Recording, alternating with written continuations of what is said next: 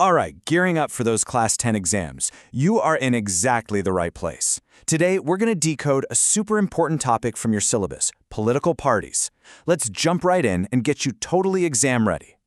Hey, before we get started, this is your official briefing from us here at A1 Institute. If this guide helps you out, and we really think it will, do us a favor and hit that like, share, and subscribe button.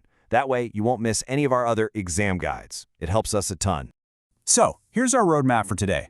We're starting with the blueprint of party systems. Then we'll break down the different types. We'll dive into a classic debate, look at some really surprising data from India, and then we'll wrap it all up with a summary that you can take straight to your exam. Let's do this! Okay, Section 1. First things first. Before we can even start talking about specific political parties, you've got to understand the blueprint, the very system they operate in. Think of this as the foundation for everything else we're going to talk about. So what's the big deal with political parties anyway? Well, it's actually pretty simple. In a democracy, they're the main way for different groups of citizens to compete for political power. It's all about winning elections and getting the chance to run the government. Now here's the key question. How many parties actually have a real shot at winning? The answer to that question is what defines a country's entire party system. So let's break down the three main types that you absolutely need to know. First up, we have the one-party system. The name kind of gives it away, right? Only one single party is allowed to be in control. And here's the most important part to remember for your exam. This is not considered a democratic option. I mean, if there's no fair competition, there's no real choice for the people. Next, we've got the two-party system. In this setup, sure, there might be other smaller parties around, but power almost always swings back and forth between two major players. It's like a political seesaw. The classic examples you'll see are the USA and the UK. And that brings us to the multi-party system. Now things get interesting. Here, several parties are in the race, and it's pretty common for them to team up, forming what's called an alliance or a front to get enough support to govern. And the perfect example of this, you guessed it, India. So we've looked at these three different models, a one-party, a two-party, and a multi-party system. This leads to a really big question. Is one of them actually better than the others? Just think about it for a second. What do you think? Does the two-party system sound more stable and efficient, or does a multi-party system seem like it represents more voices? It's a tough one, right? And here is the answer you need for your exams. There is no single best system. It's not like a country can just pick one off a shelf. A party system grows and evolves over a really long time. It's shaped by a country's unique history, its social diversity, and all its regional differences. Okay, let's switch gears and connect all this theory to the real world.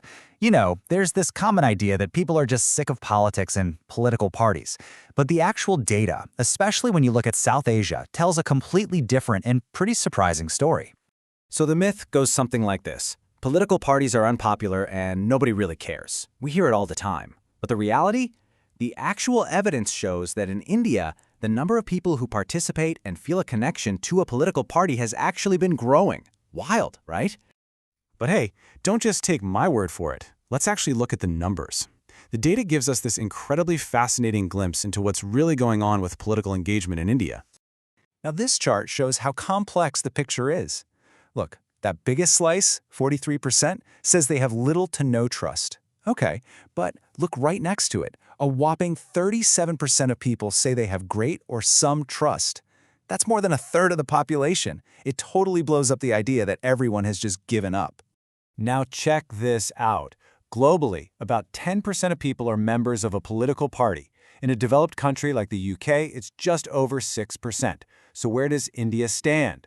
11.4%. That's higher than the global average. That is a fantastic stat to have in your back pocket for the exam. Yeah, let that sink in for a moment. The percentage of people in India who are official members of a political party is higher than in countries like Canada, Japan, Spain, and the USA. That is a powerful fact that really counters the popular myth. And this isn't just a recent thing. The data shows us a clear trend over time. We can see that party membership started lower, but it's been on a steady rise for decades.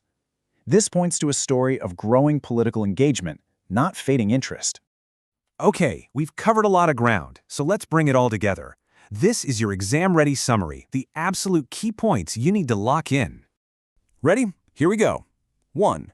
There are three main systems: one-party, two-party, and multi-party. 2. There's no single best system. It's all about a country's unique situation. 3. India is a classic example of a multi-party system, which often means alliances are formed. And 4. Don't forget the big mythbuster. Political participation in India is actually high and has been going up. Got it? And that's a wrap on our briefing. I hope that really cleared things up. For more detailed notes, admissions, or any guidance, you can always contact us at AI Institute. All our details are right there in the description. And hey, don't forget we have explainers on other parts of this chapter right here on our channel, so be sure to check those out. Study smart, and we'll catch you in the next one.